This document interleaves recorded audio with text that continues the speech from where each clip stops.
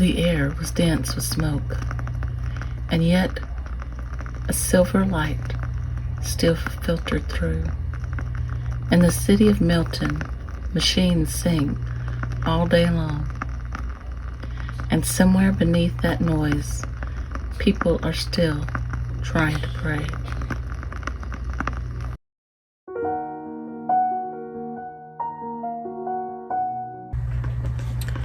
Welcome to Haunted Pages.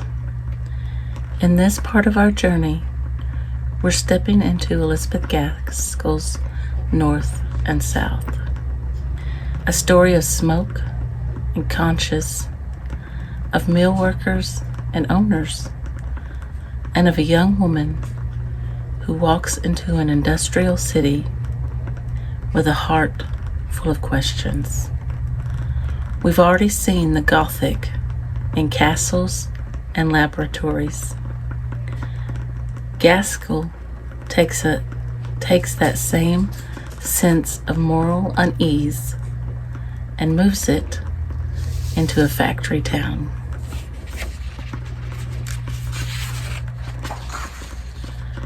The question she asks is this: can faith and compassion survive in a world ruled by profit and machines?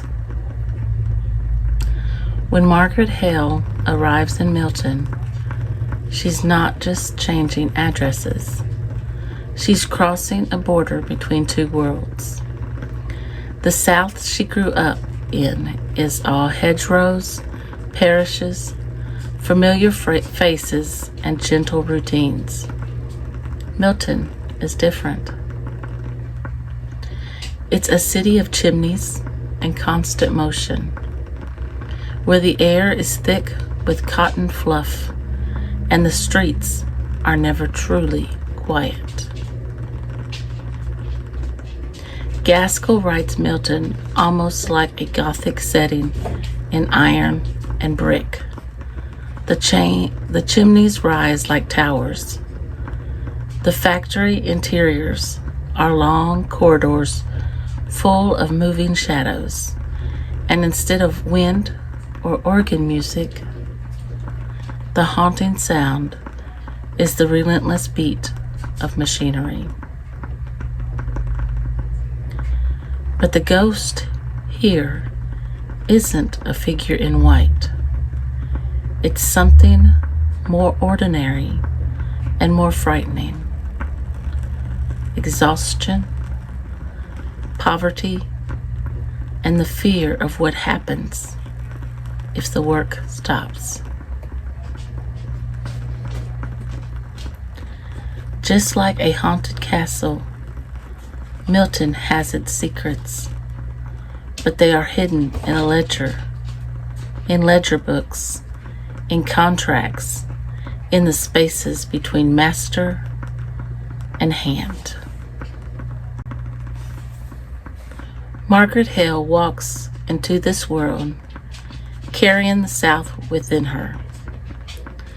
The memory of gardens, parish life, and a belief that community should feel almost like a family. When she first sees the mills, she doesn't only see industry, she sees injury.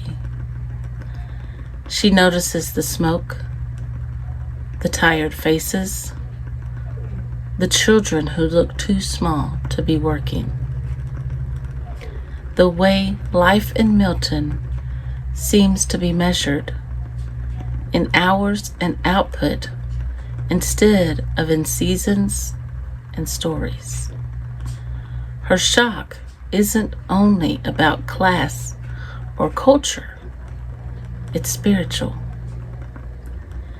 Margaret looks at Milton and wonders, where is God in all of this? In the South, faith felt woven into the rhythm of life. In Milton, the rhythm is mechanical. that tension becomes the heart of the novel. Is there room for grace where everything is being counted and cost? And then we meet John Thornton. At first glance, Thornton seems like everything Margaret dislikes about the North. Strict, proud, completely devoted to his work. But Gaskell won't let us dismiss him quickly. She lets us see the world through his eyes. The risk of owning a mill, the constant fear of bad trade, the responsibility of paying wages, when the numbers in the ledger don't always add up.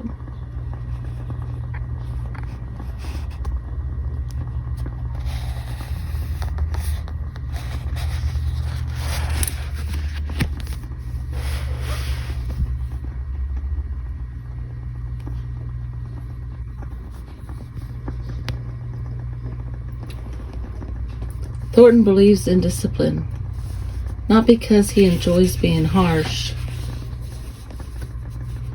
but because he thinks it's the only way to keep the mill and the people who depend on it alive. To him, leniency looks dangerous. Mercy might mean bankruptcy. He doesn't stand at a balcony cackling over profits. He stands at a desk, calculating how to stay afloat in a world where one wrong decision can ruin hundreds of lives at once. Gaskell is very careful here.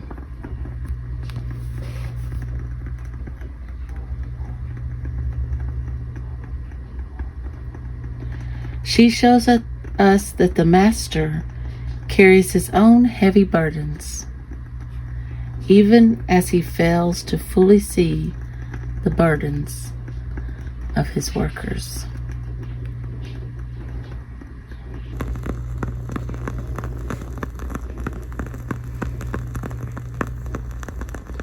One of the reasons I love North and South is that Gaskell writes with a Christian imagination, without preaching at her readers. She doesn't put long sermons in the mouths of pastors. She puts moral questions in the mouths of ordinary people. Faith in this novel is not a separate world of quiet churches and tidy answers. It sits right at the gate of the factory. It stands in the crowd during a strike. It watches who gets fed and who goes hungry when times are hard. In Milton, the haunting question is, if God made every person in His image, what does it mean when some are treated like replaceable parts of a machine? And Gaskell doesn't give us easy villains to blame. Instead, she invites us to look closely at Margaret, at Thornton, at the workers, and ask where compassion is missing and where it might take root.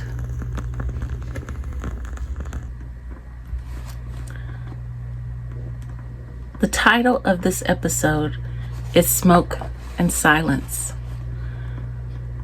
For most of the day, Milton is smoke, noise, labor, conflict, motion. But there are also moments when the machines stop. The streets empty.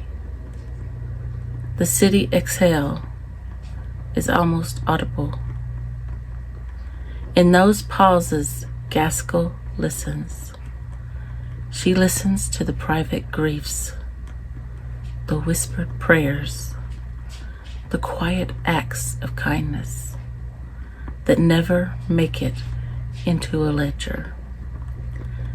The smoke is real, but so is the silence in which God still speaks.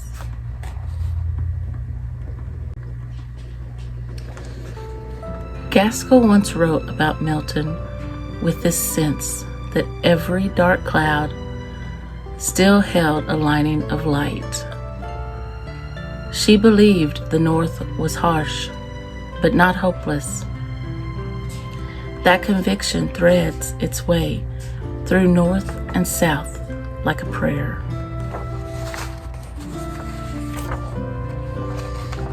For our reflection this week, I'd like to leave you with this question.